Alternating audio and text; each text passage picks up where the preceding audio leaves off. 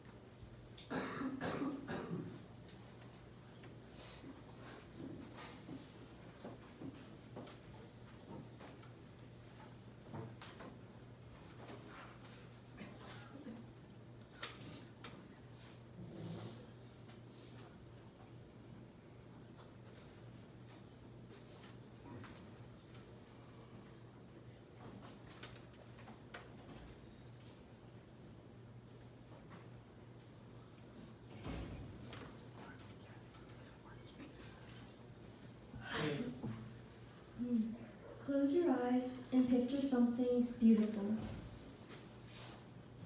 Does this thing bring you feelings of amazement, desire, wonder? Is this thing something that you can rejoice in?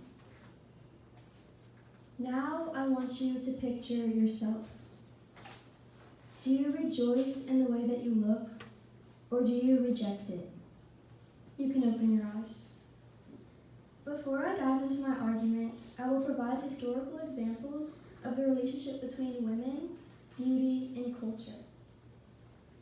During the Han Dynasty, millions of Chinese girls had their bodies painfully misshapen to conform to the prevailing social expectation of foot binding.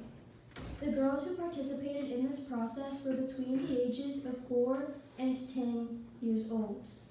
They would first soak their feet in warm water and animal blood, and then forcibly wrap the toes and arches of their feet in binding cloths.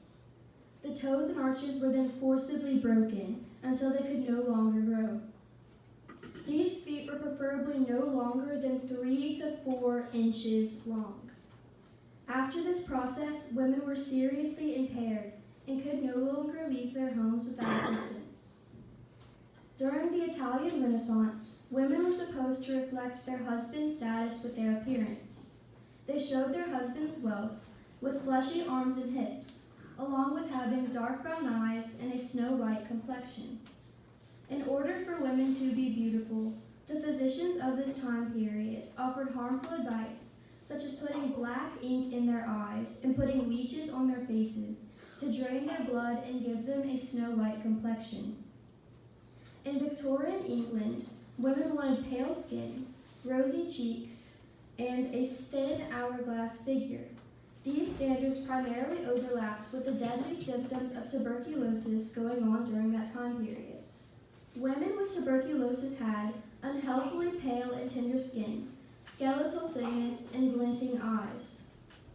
To achieve this look that tuberculosis caused, women would use deadly whitening products such as arsenic, lead, and other toxic ingredients in order to bleach their faces.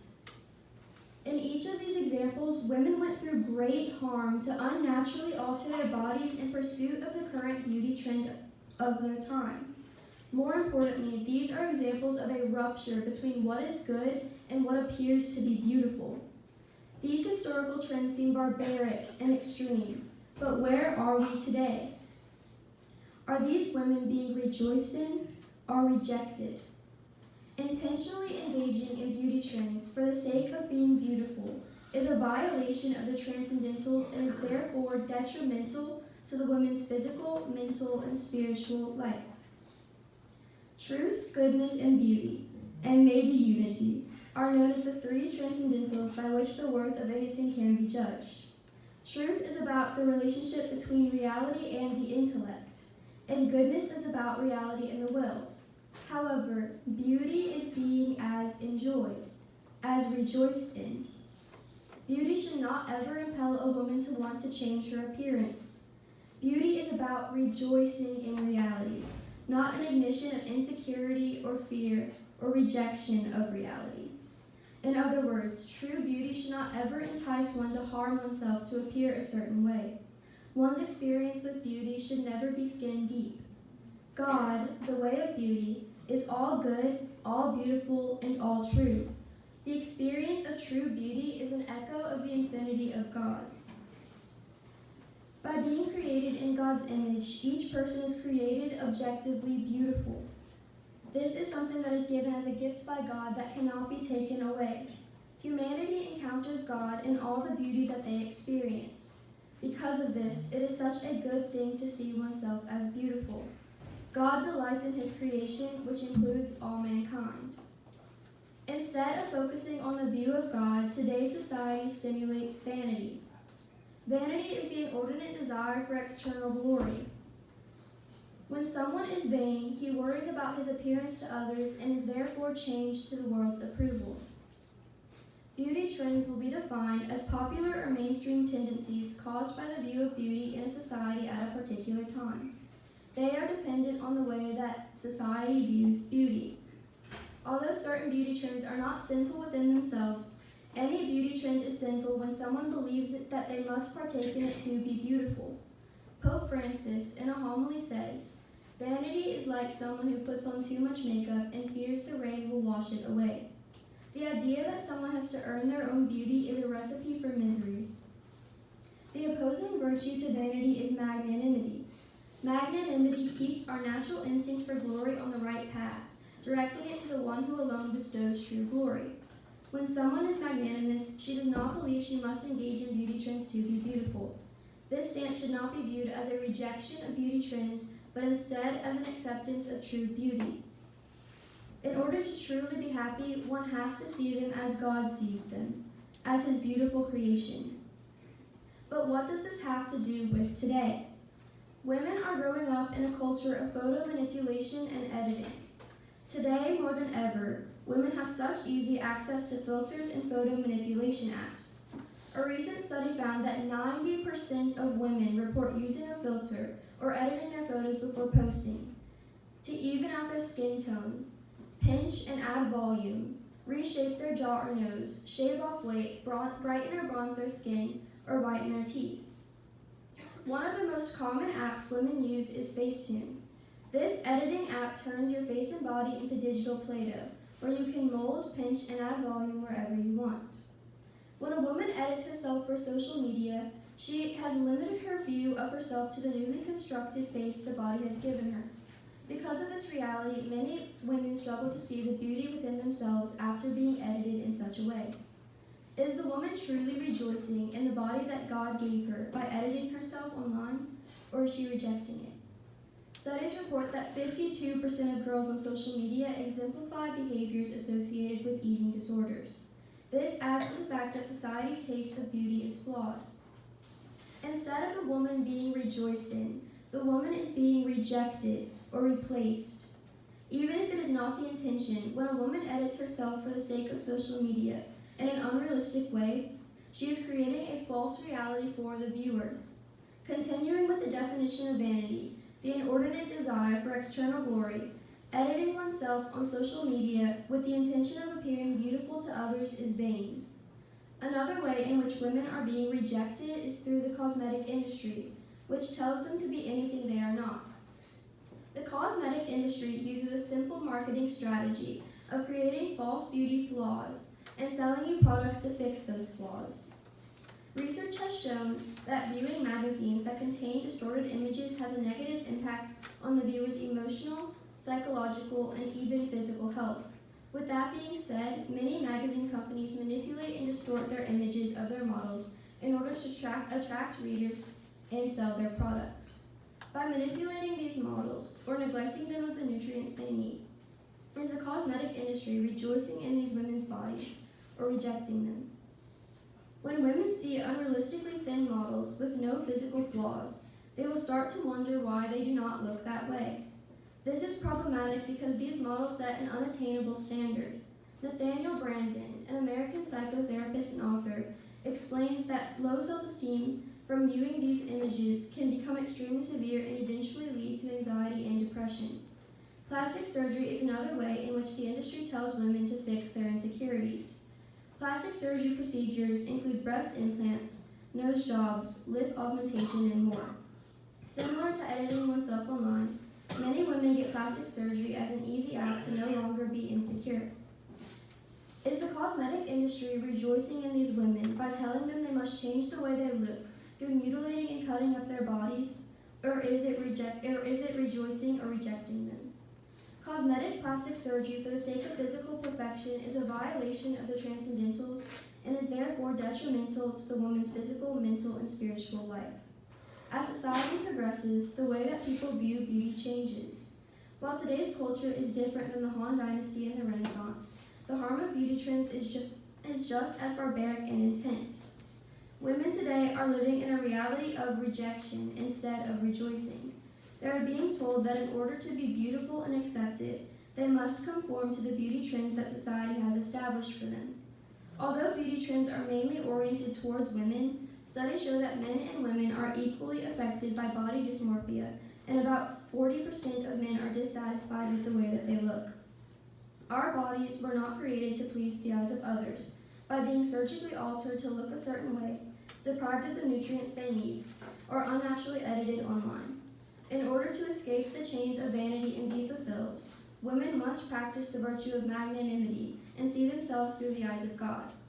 As John Paul the Great says, the body in it alone is capable of making visible the invisible, the spiritual and the divine. It was created to transfer into the invisible reality of the world the mystery hidden since time immemorable to God, God's love for man, and thus be a sign of it. So I ask you again, is your relationship with beauty one of rejoicing or rejection? Thank you.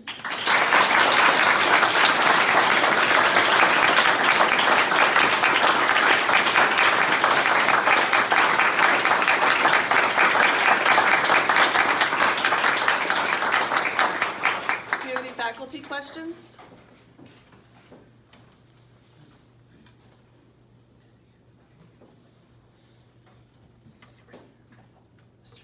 Oh, Mr. Fay.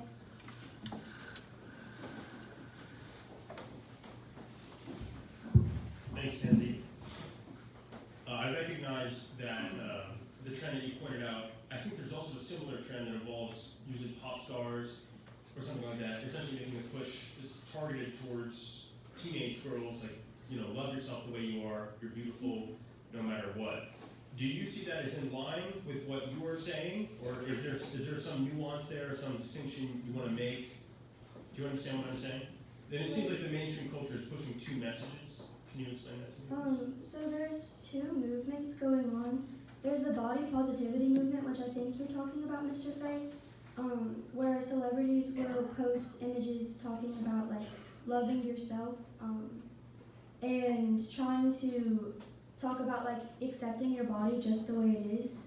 While this movement can have a good intention, it also can affect women in harmful ways as well, because oftentimes it's telling women to not care about their health or about their body, which can be very problematic.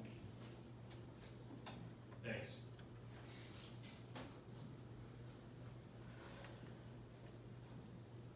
Is that Miss Student? Or, oh, Deacon, sorry.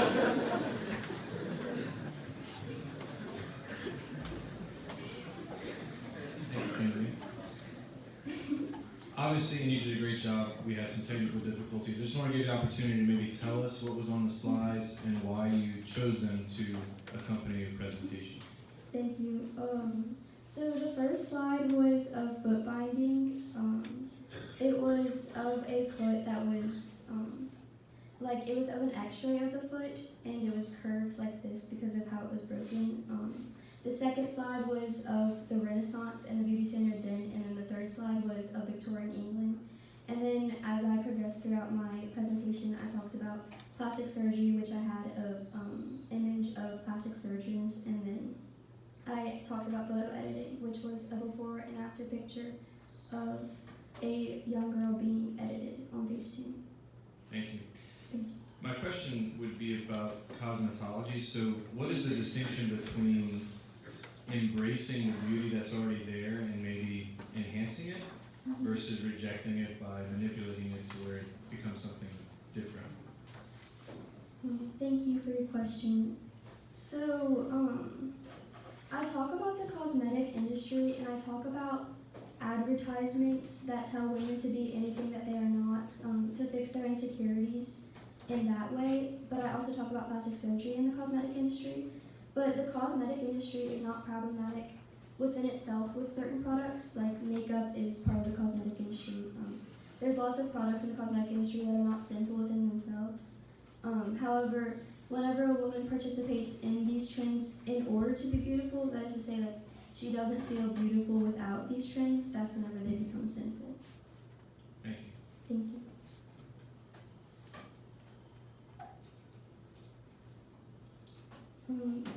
Thank you. Sorry, Ms. Melissa.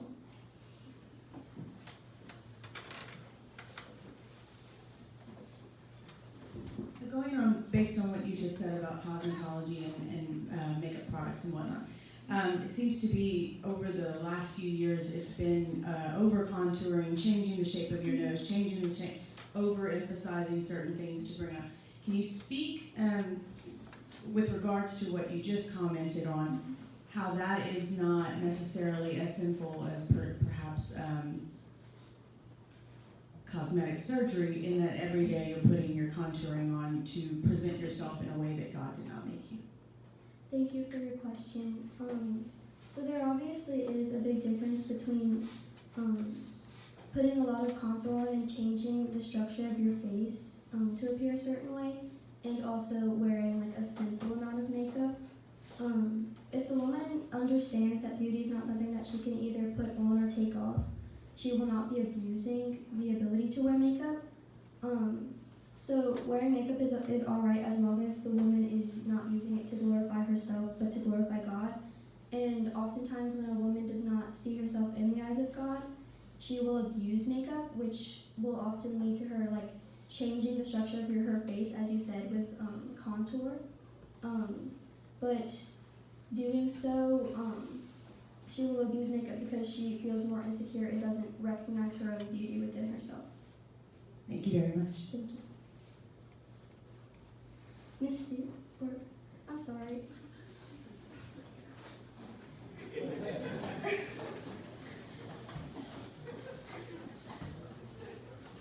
Miss Armin?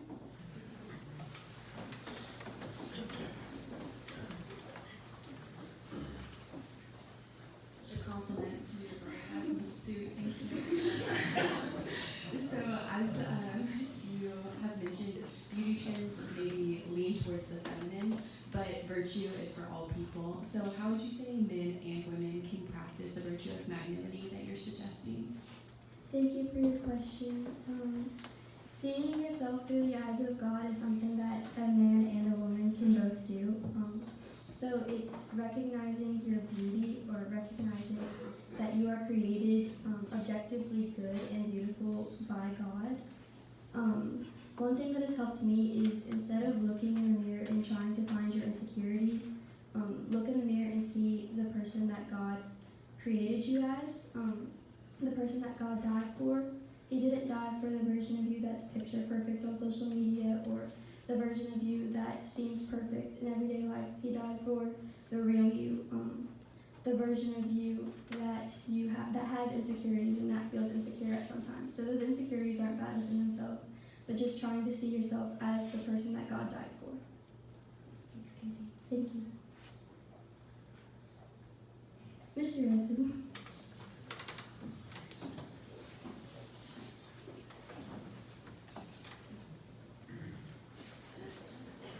Thank you, Kenzie.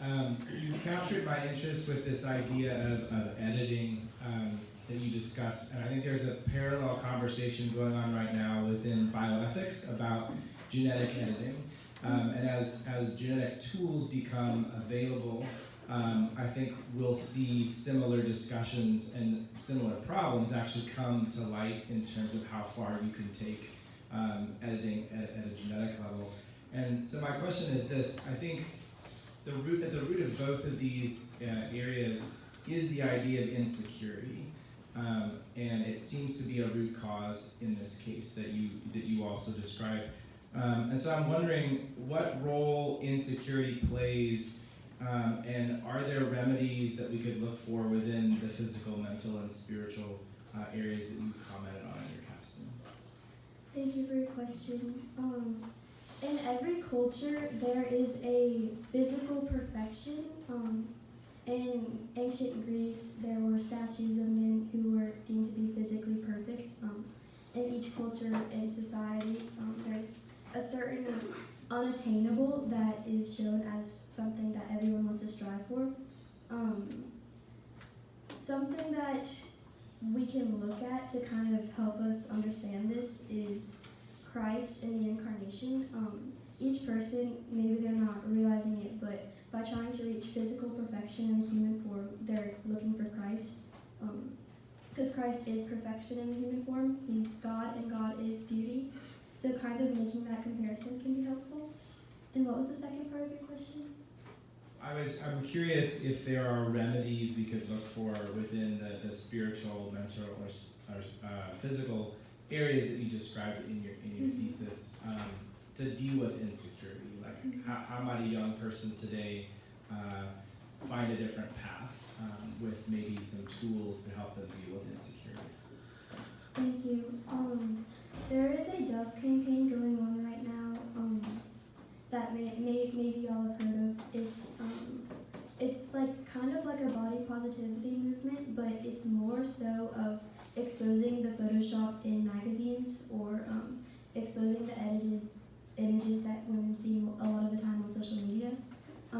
So spreading awareness like that can be very helpful, as long also as you are looking interiorly and spending more time praying and trying to grow closer to God, because when you're aligned with God, you can be aligned with His will. Thank you. Thank you.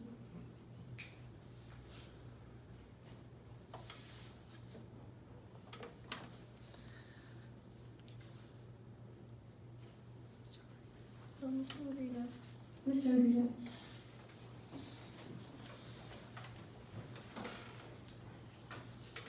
Thanks, Kenzie.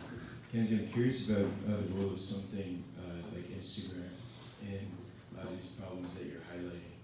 I think you've thought a little bit about that. I wonder what you would say to a young person using something like Instagram in light of these problems. Thank you, Mr. Andrea. There are actually 400 million active users on social media who upload around 80 million photos a day. So that can kind of gauge our perception of how many people are on social media, and 56.6 of those are female. And remembering that 56.6 of those are female, 90% of females edit themselves online. So basically, most of the things that you're going to see on social media are fake and edited. So another study that I found showing women edited and unedited photos found that women usually cannot see the difference between manipulated photos versus real photos, and women often compare themselves to their peers more than celebrities. So something that we can also remember is editing ourselves online and posting that image is affecting the people around us more than celebrities are affecting them. Thank you. Thank you. Any senior questions? Abigail.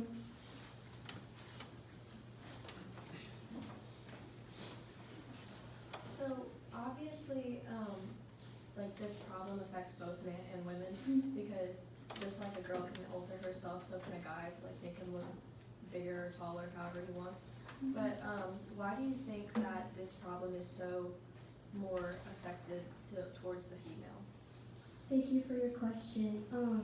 The cosmetic industry is more geared towards females with makeup products, and social media filters are more geared towards females with their filters because it's usually makeup that they're putting on, changing the structure of their eyes to be more of a feminine beauty that they're striving for. So I would say that most of the time it's geared towards women for that reason. Anthony.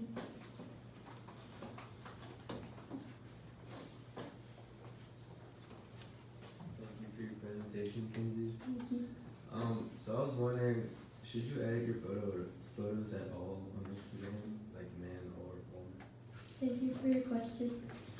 I was talking to a Catholic photographer recently, and editing yourself online or edited photos are not bad within themselves. As long as the way that you're editing yourself isn't unnatural, isn't striving you towards physical perfection. So filters, for example, they're not bad in themselves. Like if you have a certain color preference that you like, I mean, I don't see how that's sinful within itself. It's just if you believe you must partake in it to be beautiful.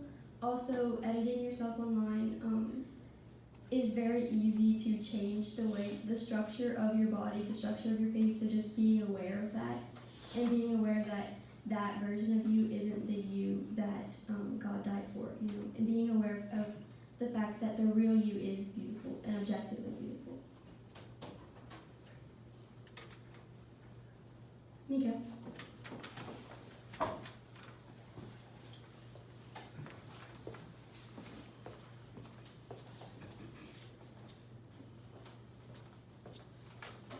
Thank you, Kenzie. I'm wondering if you could tell us, like, practically how we can know if we are, like, rejecting ourselves, like if we place too much of our trust in like editing our pictures or whatever, like how do we know that we're too attached to that?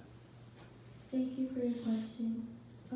A lot of the times it's important to personally discern within yourself, why am I doing this? Also questioning every single insecurity you have, because what you're insecure about now might be the beauty trend of the future. It changes so drastically. So just remembering that and remembering that these beauty trends, partaking in them to be beautiful, beauty changes so much that it's important to remember that like what you're insecure about now is probably something that society has just trained you to be insecure about. So yeah, just like having it and just examining yourself, like why are you participating in